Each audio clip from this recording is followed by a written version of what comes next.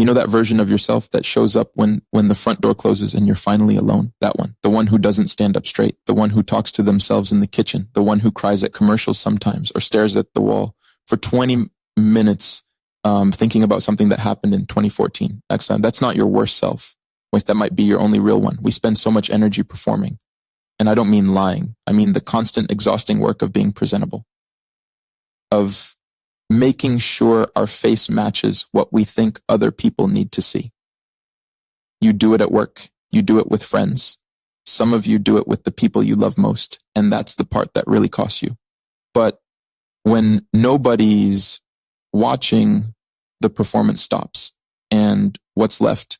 And some people are terrified to find out. They fill every silence with noise. They scroll until their eyes burn. They fall asleep to podcasts because the quiet feels too much like a confrontation. And maybe that's you. Maybe you've been running from that empty room your whole life because you're scared of what you'll find in there. But here's what I've learned. The person you are when nobody's watching, that's not your shadow. That's your foundation. That's the version of you that exists before the world told you who you should be, before you learned to shrink, before you learned to perform confidence. You didn't feel. Before you figured out which parts of yourself were acceptable and which ones needed to stay hidden. Think about what you actually do in those moments. Maybe you sing badly and don't care. Maybe you wear clothes that make no sense. Maybe you eat cereal for dinner, standing over the sink and feel genuinely happy about it. Maybe you talk to your dog like they understand complex emotional situations. And honestly, they might. And these aren't embarrassing things. These are honest things. And we've been taught to treat them like they're shameful. Like the real us is the problem and the performed us is the solution. But that's backwards. The performance is the cage. The real you is what's been waiting behind the bars this whole life.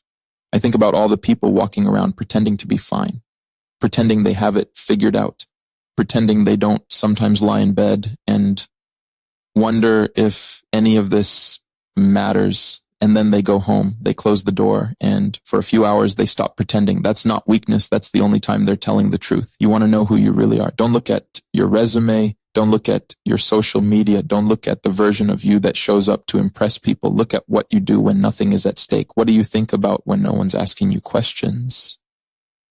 What do you reach for when no one's judging? What makes you laugh when there's no one there to hear it? That's you. That's the version of you that existed before every rejection taught you to hide, before every criticism taught you to shrink, before you learned that being yourself was somehow a risk. And here's the thing, nobody tells you. The people who actually love you, they've seen glimpses of that version. That's the one they fell in love with, not the performance, not the polished, careful, second-guessing version.